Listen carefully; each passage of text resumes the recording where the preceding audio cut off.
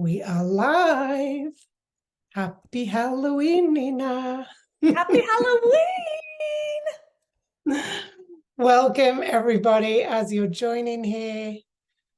It's our Halloween special. We're talking all about finances, and we're going to try not to get scary with them with Nina Israel today. So thank you, everybody, for joining us here. I'm just trying to find my chat box. It always vanishes. Sorry, I moved on to the wrong. So tell us where you are. As you're joining, tell us where you are in the world. We want to hear from you. Maybe tell us what you're doing for Halloween. We would love to know. Oh, definitely. Tell us what decorations you have. Oh, what kind of candy would I get if I came to your house? I love it. So welcome, everyone. Yeah, let us know what's going on with you and where you are and what is happening there. I'm in Calgary, Alberta. I've got 3 kids, so Halloween is in full swing. As you can see from my decor here, we've got bags and bags of candy. We'll have about 150 kids come by tonight. So we're keeping it real with our Halloween. So yes, my name is Sinead. If you're new to Offering Tree, welcome to us. We are an all-in-one software platform who service wellness professionals. I'm just going to share my screen again here so you can see. Can you see that, Nina? Yes, I can.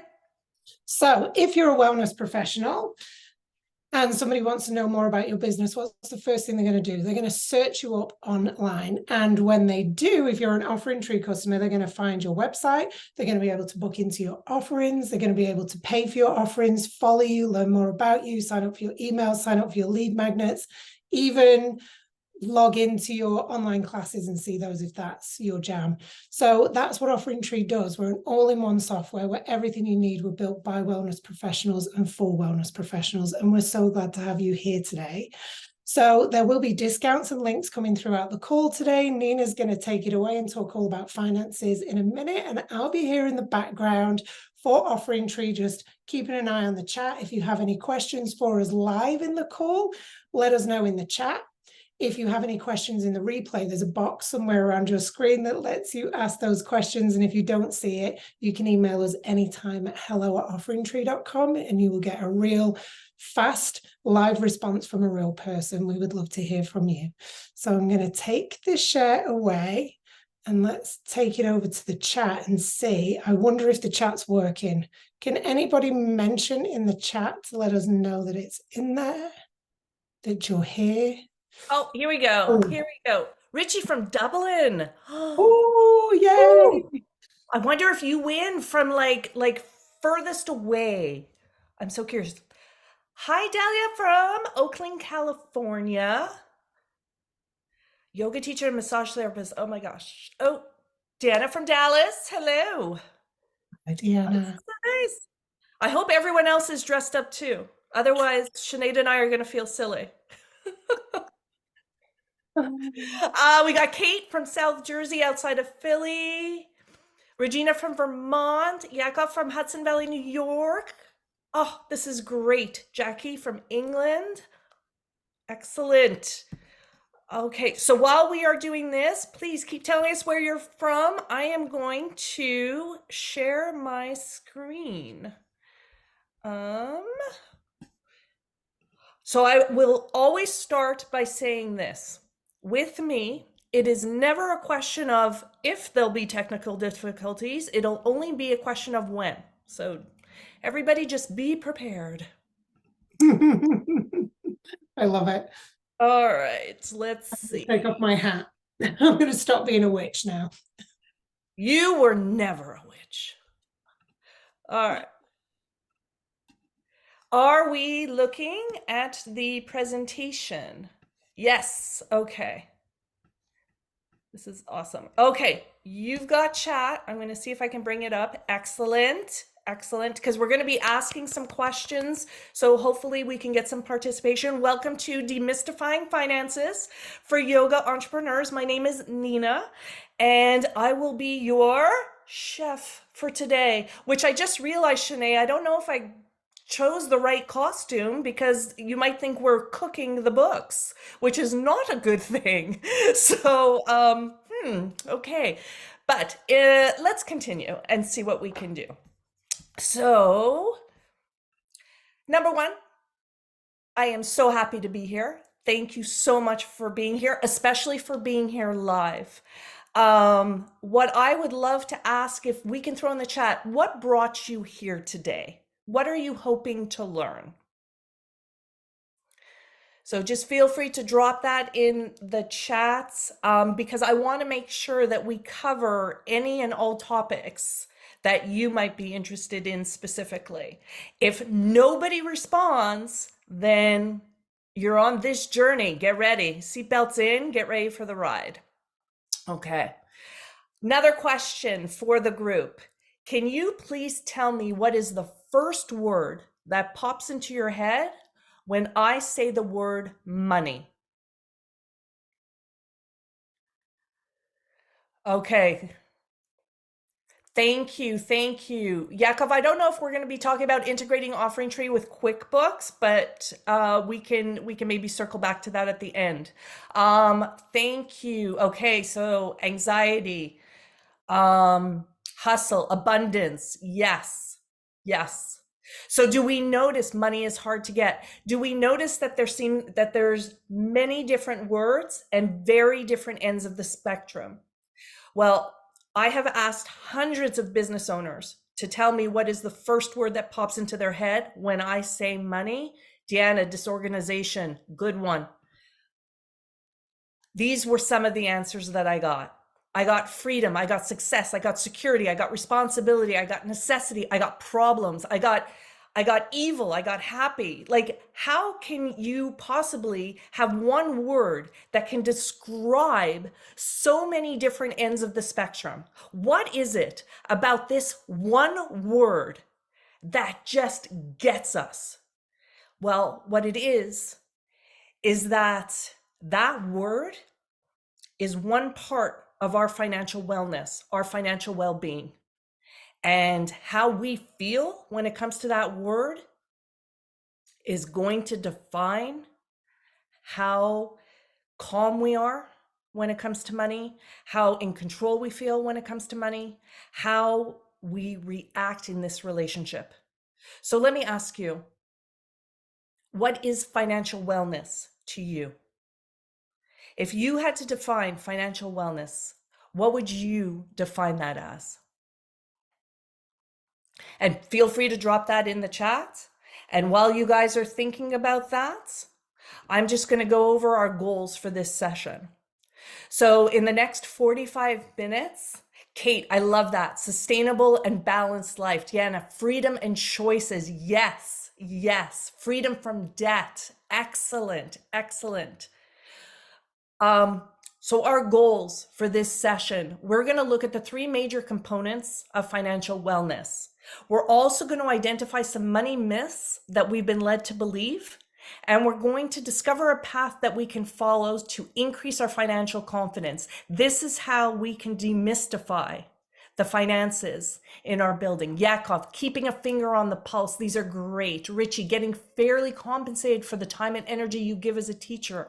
These are excellent, excellent. Okay, so let me take you back. Let's talk about financial wellness. Everything you described and dropped into the chat, absolutely. It is basically the ability to live a healthy financial life. It has nothing to do with your income. It is that feeling of security, that feeling that you have enough when it comes to your money, both for now, in the present, and for the future, okay? And like any other type of wellness, financial wellness is a combination of the habits you follow and the way you feel right now, your current state. Now, what's the opposite of financial wellness? The opposite, that's financial hellness. And that is when you feel anxiety when it comes to your money. That is when reviewing your finances makes you feel physically ill, you're dreading it, or you just choose to hide your head in the sand. Okay. Now, unfortunately, in the US, I don't know the numbers for Europe, but in the US, 90% of the population reports feeling some sort of financial illness. Okay.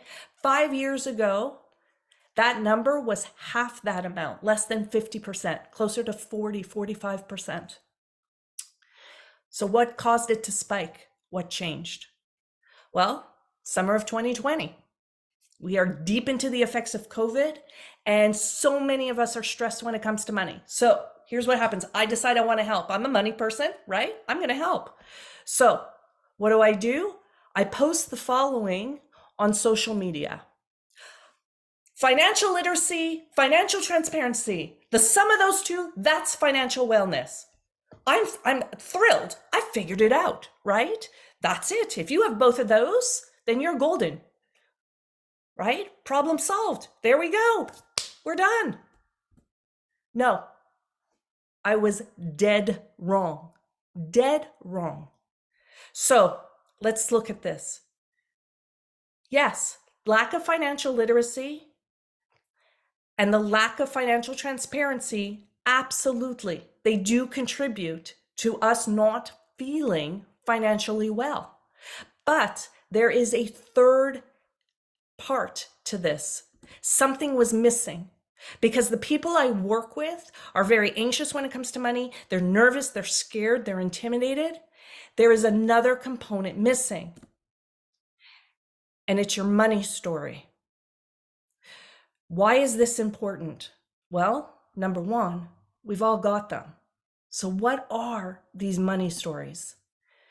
This is from doctors Brad and Ted Klontz, and basically these are subconscious beliefs that control our financial life, right? These are the beliefs that affect financial decisions, and everyone has their own money script. Even scripts that seem good, like, hey, I save money, right? I'm very vigilant when it comes to money. Even those can cause anxiety. None of these scripts are good, and not one of them is bad. They just are. They just are. And the key here is simply awareness. Awareness because they're not set in stone. And once you understand how these work, you have the power to change them. So as soon as I added that piece, that money story, then all the emotions I would see when it came to money made sense. Fear, confusion, intimidation. But the emotion that scares me the most, and it still does, is shamed. Because if you feel confused or scared, but you're open when it comes to money, then I can teach you. I can absolutely teach you. But if you keep silent and you feel any sort of shame, then it is harder for me to reach you. Okay, we know from Brene Brown, shame feeds on silence. Now, I want to make something very clear here. These three components that basically contribute to our state of financial wellness, these three components that have basically put 90% of the US population in financial wellness, not one of them is your fault. Not one. But just because something isn't your fault doesn't mean we can't fix it. How do we fix it? How do we fix that financial anxiety? Financial anxiety is not physical. It may feel physical at times, but it's not physical. It's mental. And because of that, it requires coping skills rather than relaxation techniques. So basically, financial anxiety will decrease as soon as your financial control increases. And by the end of this presentation, I am hoping that you have a path to financial control. Does that sound good? Drop it in the chat if that sounds good. Let me know. All right. Now, before we move on to that, we need to understand that there are some myths. And Sarah, I'm here for it. I love it. Yes. Yes. All right. Before we move on, let's understand that there are some myths that we need to dispel. And I'm going to ask you to throw those myths out and accept a new truth. Myth number one, money is hard. Money is difficult. Money is scary. Money is fill in the blank here. Whatever that word was at the beginning, money is, okay? Money is one of the oldest relationships that you have in your life, because that relationship for most of us started to form when we were 5 years old. So now I want you to take a moment and think back to what kind of conversations you heard when you were about 5 years old. How did your parents talk about money? Did they tell you not to worry about money? Did they even talk about money? Or did they fight about it? Or worse, did they fight about it in front of you? We need to understand that we have all been on a financial journey. We all have these different points, things that have happened throughout our life. And the thing is, they can be positive or negative, the same events. For example, in my family, my father passed away when I was 11 years old. He was the main breadwinner. So we went from a life of comfortable to a life of unknown and fear very quickly. Negative impact. What happens if a death in the family causes you to inherit a huge amount of money? You don't have to worry about money anymore. Same event, death in the family, still devastating, but very different effects money-wise. We all have these different events, and they all shape the way we react and be with money. And here's the thing. Everybody is different. Absolutely everybody is different. You have your money story, which is not my money story. Think about it. Think about siblings. If you have a sibling, have you ever seen siblings that have very different views about money? Well, they've lived similar paths. They were raised by the same parents. Yes, but their circle of influences are different. No one is ever going to share your money story, ever. And just when you think you can figure it all out, you know what happens? The universe says, you know what? Luck has something to do with it. Luck? Okay, I'm not talking about winning the lottery. I'm not talking about 3-wish genies. I'm not talking about anything like that. What I am talking about is that even if we thought we knew everything we could about our relationship with money, there are things you cannot even plan for. For example, there was a man named Bill Dougal who was he was in the Navy in World War II. After the war, he became a high school teacher and he focused on math and science. And as a teacher, he was very, very much in favor of street smarts versus book smarts. And at the time, he had heard about computers. So he asked the Parent-Teacher Association to bring a computer into the school where he taught. So in 1968, because of this one man, the students in this particular school had the opportunity to learn about computers. Now, at that time, there were 300 million high school students worldwide. 300 of them from this school now had access to a computer. That is literally a 1 in a million chance. So you're saying, wow, lucky kids. You know what? No, lucky us. Because the school that this gentleman worked for, that Bill Dougal worked for, was called Lakeside School. And that's in Washington, just outside of Seattle.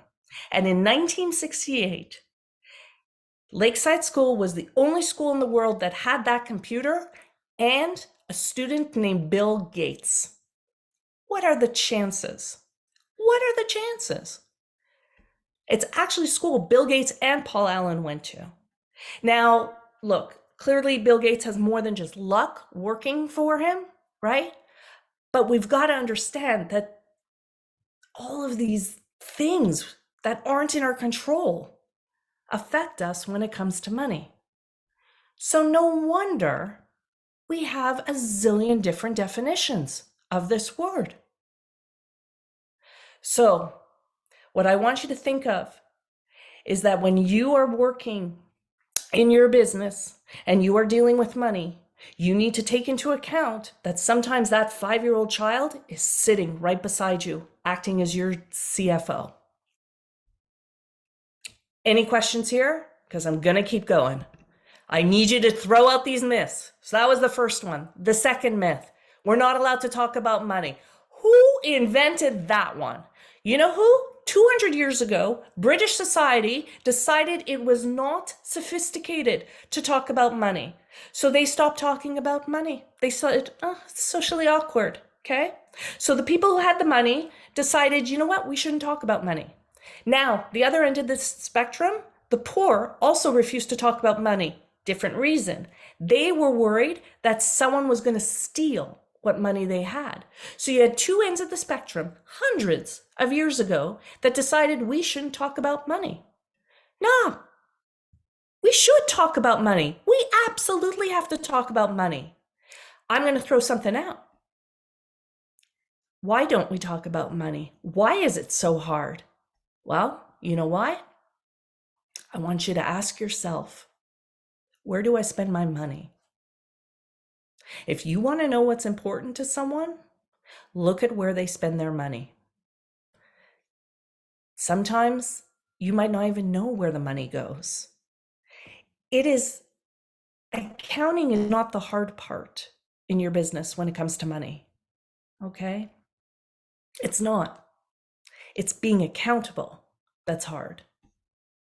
So you might be saying, okay, Nina, how does not being able to talk about money, how can this affect me in my business? Because far too often I see business owners that feel that their net worth defines their personal worth. And that is not the case at all. I have a question here. Have you ever priced your services too low? Throw that in the chat. Let me know.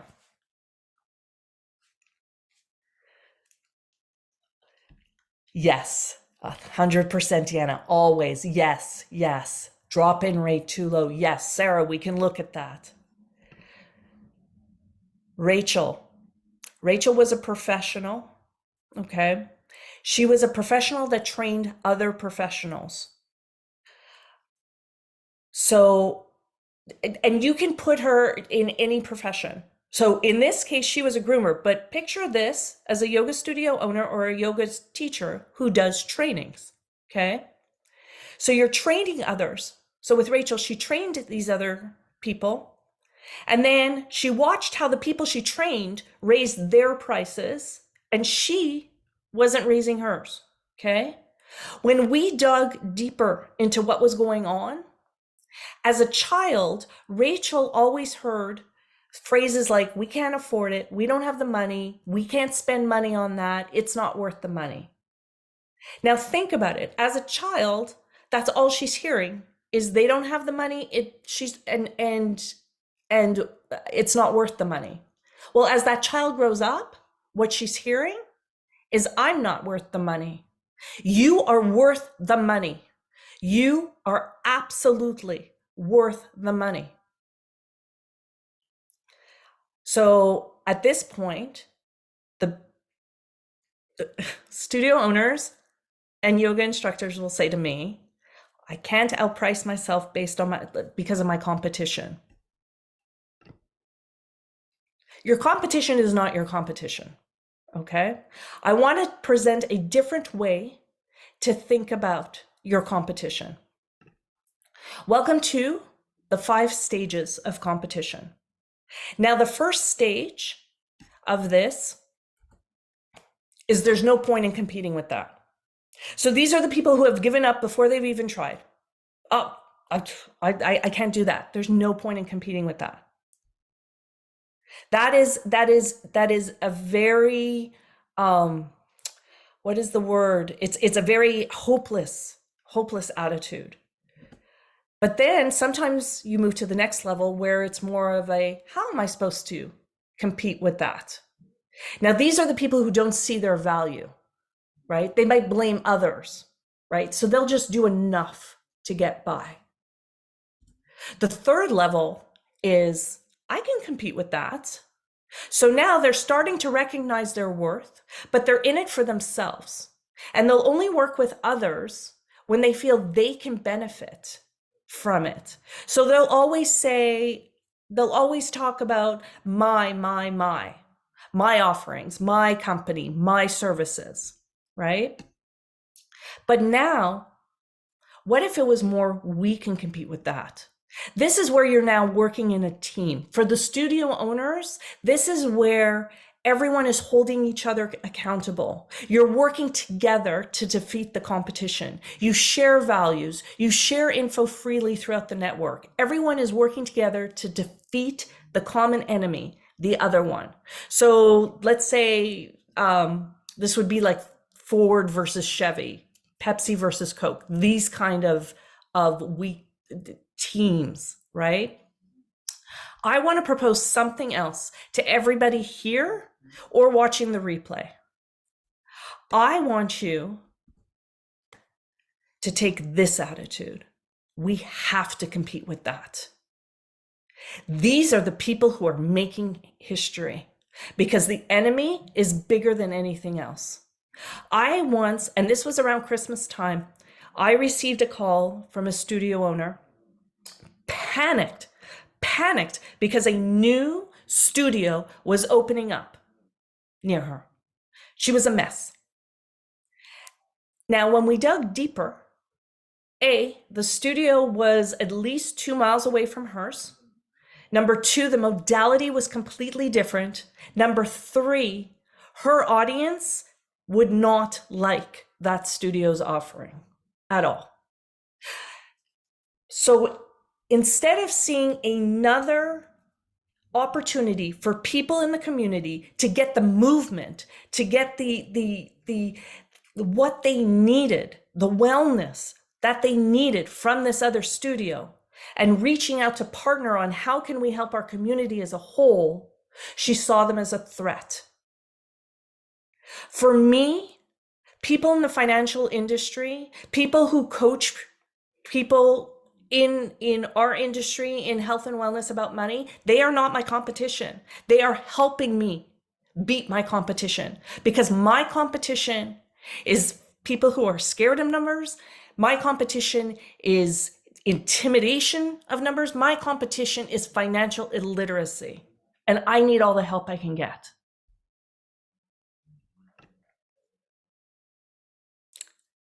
It's not about the money.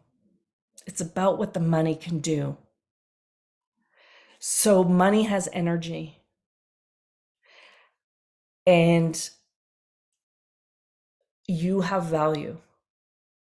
So it is simply an expression, because one time people got together and said we needed this common thing that can help us define what our goods and services are worth, a common language.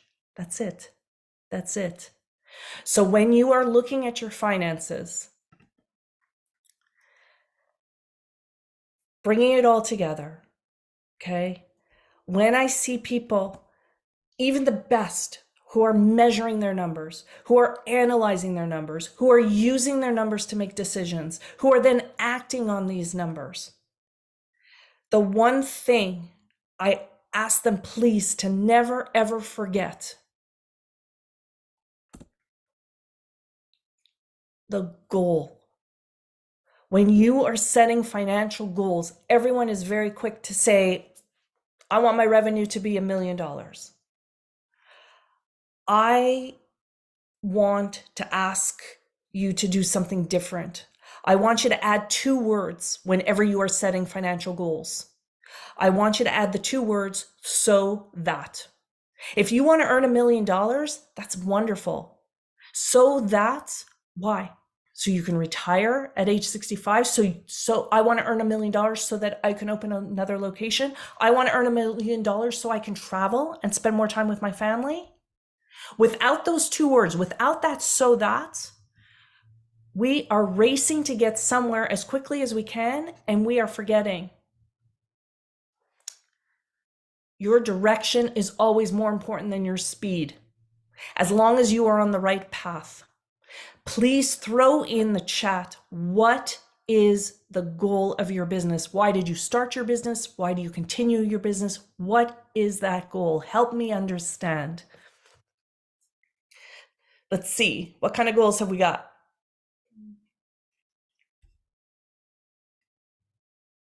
to bring yoga and wellness to the community. Sarah, tell me more. Tell me more. This is excellent.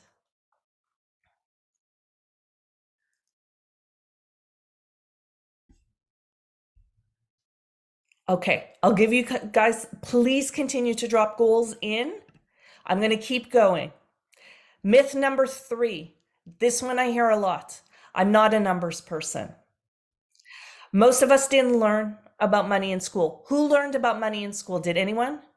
Regina, so that people can experience the healing power of yoga. I love it. Throw in the chat, did you learn about money in school? Yes? No? I didn't learn about money in school. Marissa, so that I can travel, help my family. No, a little bit. Nope. Okay. For me, we didn't have financial classes in school. So which means now as adults, where we've got this population that equates our net worth with our personal worth, we are now at the mercy of the financial industry for this type of education. Well, do we think it's an industry that's there to help and assist? Maybe they want us to be educated.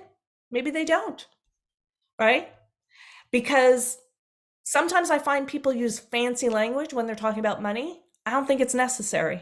I think that if money and finance were explained in a way everyone could understand, chances are we wouldn't be so scared by it. Quick story. New York-based Deloitte Consulting had received so many complaints from their clients that people used confusing, indecipherable words. So they created a software called Bullfighter, okay? And the goal of Bullfighter was to take any confusing words and make them completely clear, right? It got rid of the jargon and just put clear, concise language. So figure, it's like spell check, but it's helping you replace complicated words. Awesome. So when they were questioned about it, this is what they said. We've had it with repurposable, value-added knowledge capital and robust, leverageable mindshare. I don't even understand what he's trying to say. So either the software doesn't work or he didn't use it, okay? The key that I'm trying to say here is that we cannot depend on the financial industry for our financial education. We have to grab that education, okay? We have to stop saying we are not a numbers person, because the truth is, understanding your numbers is a skill. And like any other skill, including cooking, it can be taught and it can be learned. Please drop in the chat, do you have your driver's license? Yes. Sinead, do you have your driver's license? Richie has his driver's license. Sarah has her driver's license. Sinead does. Deanna does. Excellent.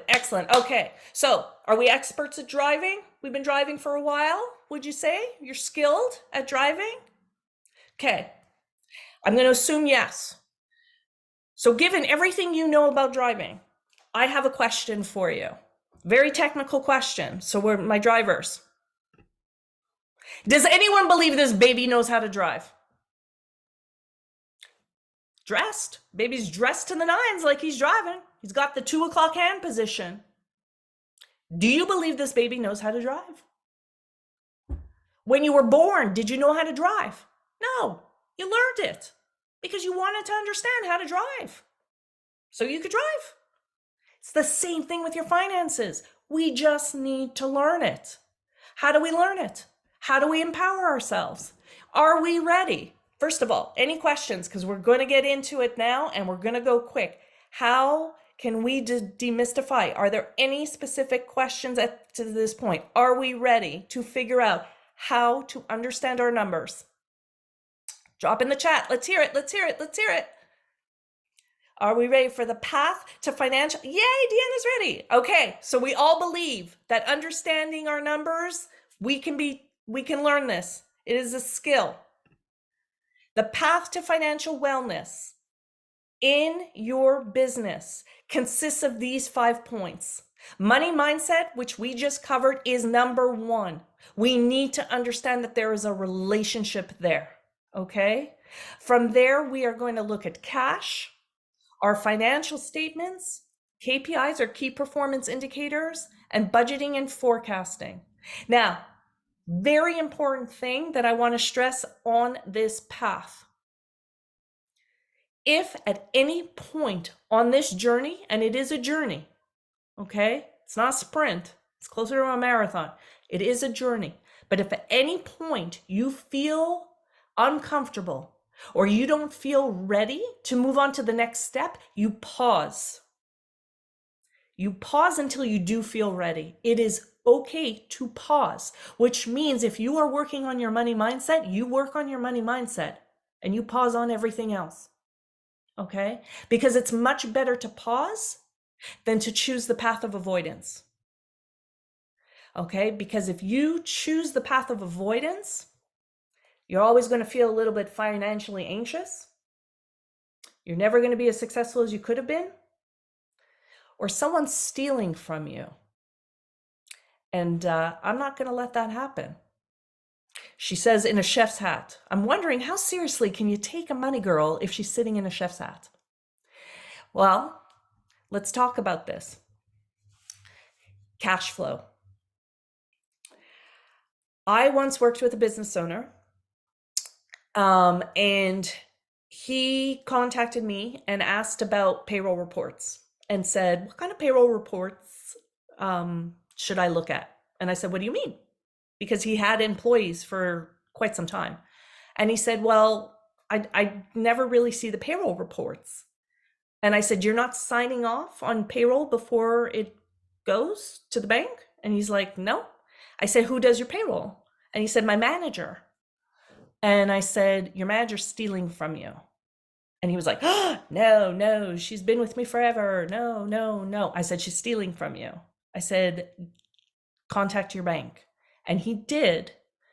And what happened was she had set up multiple payrolls and was paying herself on every payroll. So this woman ended up stealing thousands of dollars. I cannot tell you how important it is to wrap your arms around your cash. And how we do this is just a couple of things. Number one is understanding that profitability and cash flow are two very different things. And we're going to circle back to this a little later. Okay. It's having a system in place to manage your cash. It is knowing that there is a difference between good cash and bad cash. So if you have to borrow cash, understandable. My question is, what are you borrowing it for? Because if you are borrowing it to cover operating expenses, there is a different issue here. If you are borrowing cash to expand, that's a different story. It is having controls around your cash. So for example, with that owner, that business owner, he should have had controls when it came to his payroll of signing off.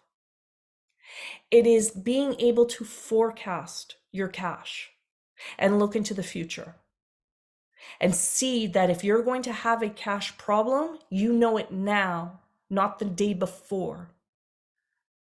You don't want to know that you're going to have a problem with your bills in 3 weeks. In 3 weeks, you want to know now so we can do something about it. And how to handle cash shortfalls if there isn't enough cash. There are 9 ways to handle cash shortfalls. 2 of them, increase revenue, decrease expenses. One of your goodies are 20 ways to increase revenue and decrease your expenses. We'll get back to that at the end. Each one of these could be its own session. So we're not going to dive too deep, but all I'm going to ask you is to sit and think of ways you can wrap your arms around your cash. And yes, it means diving into your bank transactions. Financial statements. How do we demystify the financial statements? The biggest thing here is understanding them, knowing how to use them. And there's two things I want to cover here. Number one is context. If you just look at your numbers in a vacuum and you look at, let's say, 1 month of data, there is no story. The numbers only tell a story when you have context. If I tell you that I am driving 70 miles per hour, 70 kilometers per hour, am I going fast? Where am I driving? Am I on a highway? You might say 70 miles per hour on a highway. Yeah, it's probably speed limit. You're not going super fast. What if I told you I'm doing 70 miles in a school zone? You're horrified. It's context. And the way you get context is comparing your numbers in a variety of different ways. You don't only look at the dollars, look at the percentages. Okay, it helps give you this well-rounded view.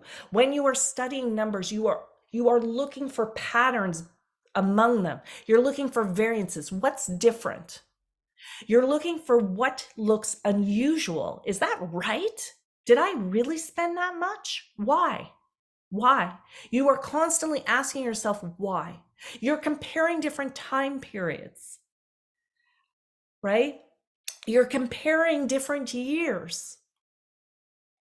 And you have a team that helps you with your financials. So you have a bookkeeper that you should be talking to monthly. You have a tax person who should be helping you quarterly. And your insurance person is also part of your financial team, and you should be looking at that annually. So one of the things I will see so often is when it comes to a profit and loss or an income statement, I will just see a whole laundry list of stuff where it's basically the expenses are just alphabetical. They may or may not split revenue, right? And they may be tracking certain costs. You are the CEO of your money. You are the CFO of your business, the CEO of your money. So what I want you to do is act like a CEO. Do you think a CEO of a Fortune 500 company looks at a financial statement that looks like this? No. So why should you? I want you to start with the big picture. This is details. Too often, everybody gets consumed by the details. What we need to do is just start with the big picture. So what does the big picture look like? The big picture is knowing where your revenue comes from and splitting that up into the different categories. Now, I only want you to split the revenue if you can track the costs associated with that revenue. So if you can't tell me how much it costs to teach your classes or how much it costs for your privates, you don't need to split it, because we need the cost to know, to look when we're looking at the revenue. Very, very, very important.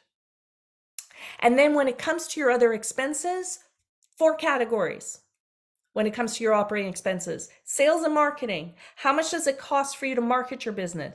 Personnel, but not revenue generating personnel, because those are a cost. Your teachers are a cost of goods sold. Facilities, if you have a brick and mortar, and general and administrative for everything else. Once you start, train yourself to look at this big picture first, and you bring in the percentages. Now, over time, you're going to start to learn, and let's say total revenue is your 100%. So you're going to start to learn that your privates average 30% of your revenue. Your classes might be 40% of your revenue. Your cost of goods sold for classes might be 20%. Your other payroll might be 25%. Your marketing might be 5%. But once you start learning these numbers and you start thinking of them in terms of percentages, all of a sudden you're going to know how your business is doing, more or less, with one number. One number. A revenue number. If that's the number you choose to look at. Every business can work on one number. The key is, well, I'm going to tell you the key. Let me tell you a quick story. If you're looking at me saying, there's no way I could work on one number, Nina, you know what? I'm going to tell you that Phil Knight, who is the founder of Nike, ran his business on one number. His one number was a daily pair count number. Every day, he looked at the daily pair count number because that daily pair count number represented the exact number of pairs of shoes that Nike shipped on that day. And to Phil Knight, he knew that if a pair of shoes shipped, it meant that the pair of shoes sold, and it meant there was cash coming in the bank. And he knew how many pairs of shoes had to ship. One number. But here's the key. Everyone in your business should have one number. So for your instructors, maybe that one number is how many people they need in class. If you have a front desk, maybe your one number is the number of times the phone rings. And maybe that one number is 2, because for 3 rings, that's too long to answer a phone, right? What is that one number? Could you give everyone in your business, could you give yourself one number to focus on? Any questions? Please feel free to drop them in the chat as we're going along. I just want to give you guys the opportunity. If anything, let me know if you're asleep. Did I put you to sleep? Yes, no, oh my gosh. All right. Haha, we're cooking along. Next, key performance indicators, okay? Here's what I want you to understand about key performance indicators. They are levers. They are there to tell you what you need to change in your business so that you can do better. Because if we don't know what to change, we can't improve it. So here's the thing. One size does not fit all. Everybody, like our money story, we may have different KPIs because your KPIs are going to depend on the question you are asking. Let's demystify KPIs, okay? There are different types of KPIs. There are key performance indicators and key predictive indicators, and you need both of them because your key performance indicators are what is known as lagging indicators. They will tell you how you did. Their purpose on earth is to confirm patterns for you. Now, key predictive indicators, ooh, those are good because those are leading indicators. They are there to predict what will happen. Their goal is to help you forecast and give you insight into how you will do, okay? So what does this look like? Let me give you an example. You're driving, we're keeping with the driving theme. You're driving on the highway and a cop pulls in behind you. Where do your eyes go on that dashboard? Where are you looking? Drop it in the chat. Where are you looking? You've got a cop behind you. Speed, exactly. Thank you, Sarah. Speed, right away, the speedometer. Because what's the question? How fast am I going? What is my speed? Am I getting a ticket? That's it. That's all you want to know in that moment of time. Now, let's say the next day, everybody's getting into a car and we're going to visit Sinead. Let's get into our car. Are you looking at your speedometer? Is anyone looking at your speedometer? Where are you looking now? You're getting in your car and you're about to drive hundreds of miles. Sarah, thank you. Tina, thank you. Gas.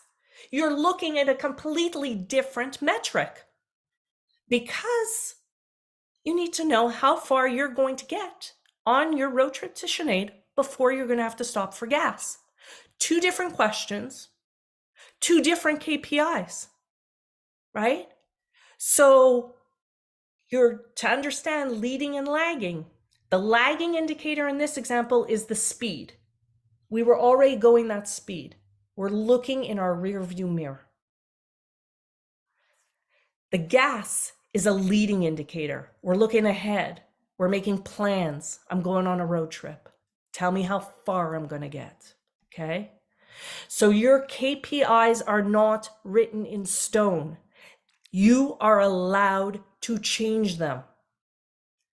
Absolutely, 100%. So going back to our one number, what's one KPI? If I asked you to track one KPI, the one I'm going to ask you to track is profitability. And a lot of other KPIs and amazing information you can pull from your offering tree system will feed into this number. But it is very important that you need to know if you are making money on what you are selling. I once sat with a studio owner, and when we looked at their great package, the one that was flying off the shelves, everybody wanted this package, and we mapped out the cost. This studio owner was making $5 off this package. It was impossible for her to sell enough of those packages to even remotely cover her rent. It is very important that you are looking at the profitability of what you are offering. Any questions? All right, home stretch. Here we go. Budgeting. Help me demystify my budget. I can tell you a budget's going to give you focus, it's going to give you direction, help you make decisions, it's going to help you plan for seasonality, give you control over your money, help you manage. It's that financial conscious, spend your money here. I can tell you all that. But instead, I'm going to tell you the problem with budgeting. Unless you own one of those, you don't know. You don't know. We need to understand that the true power of budgeting is that it gives us that confidence and is preparation. That is what is going to help you gain financial control over your situation, because there are so many other things that you cannot control. You cannot control the economy. You cannot control the interest rates. And in 2020, you certainly could not control a pandemic hitting us. But what you can control is your thinking, your discipline, and your strategy. What you can control is avoiding to make short-term decisions that have long-term effects. And short-term decisions are normally when those short-term decisions are often based in fear or panic. This is what budgeting gives you. It gives you a place of where you can rationally think through how to organize your money, how to spend your money, how you're going to bring in that money. Now, when you're not emotionally charged. So here's the biggest secret I can tell you, the ancient budget secret that everybody has protected. Are we ready? Tell me in the chat. Are you ready? What is the ancient budget secret, Nina? Ready. All right, Deanna. Sarah, ready. Here's the secret. You're allowed to have more than one budget. Yeah, you are. So you always budget the need to have expenses first. This budget becomes your baseline or your low budget, okay? And only when those expenses are covered can you add in those nice to have expenses, right? Those give you your high budget. So now you have a range. What if my revenue drops by 20%? You've got a low budget. You know what you're doing. What if I make more than I expected? You got a high budget. You know what you're doing. And it's all planned from a place of calmness versus chaos. You know? And then you have your mid-range budget, which is a combination of the two. Having that plan designed when you are not emotionally charged or in the moment, that gives you power. That is what enables you to define your financial destiny. So after hearing these different things, my question is there one thing you can do? Is there one thing you can look at in your financial map here, your map to financial wellness? Is there anything you can think of that you can do? And if you don't, it seems so simple next to, yes, Deanna, more than one budget. And it seems simple, and yet nobody's talking about it. So we're talking about it. Okay? We're talking about it. So we are at 10:54. Do we have questions? Yes, Kate, absolutely. Profitability. Make profitability per line more clear. Absolutely. It is so empowering. I had one studio owner, she was shocked when she did that and she saw how much she was paying her teachers and she saw how that affected it. Yes. Excellent. Excellent. Okay. So okay. Sinead, do we have 2 minutes? I want to cover one more thing. One more thing. Okay.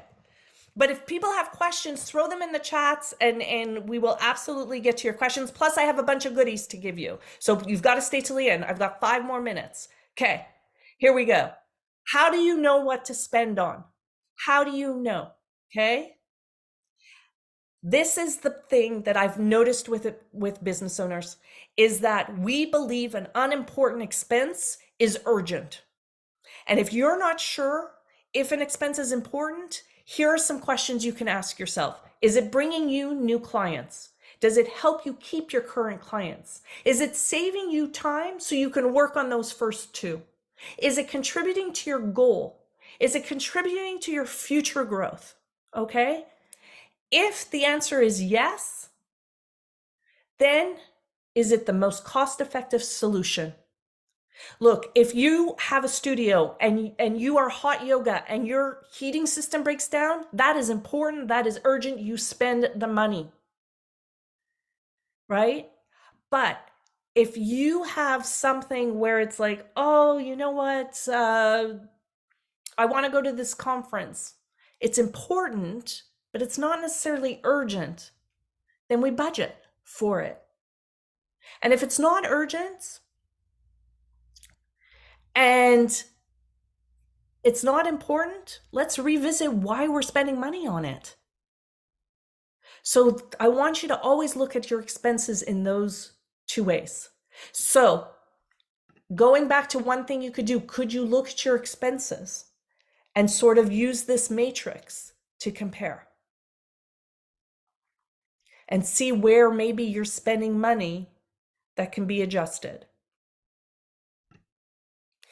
So any light bulb moments, anything that really struck you, anything that you're like, ah, feel free, drop them in the chat. Many lots to think about. Thank you, Deanna. All right.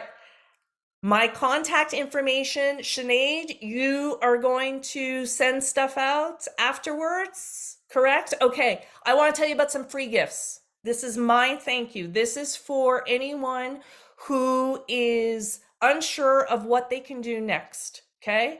Couple of things. Number 1, I have a money mindset quiz where you can learn about your money scripts to gain that awareness, okay? And then for each of those scripts, what we can do.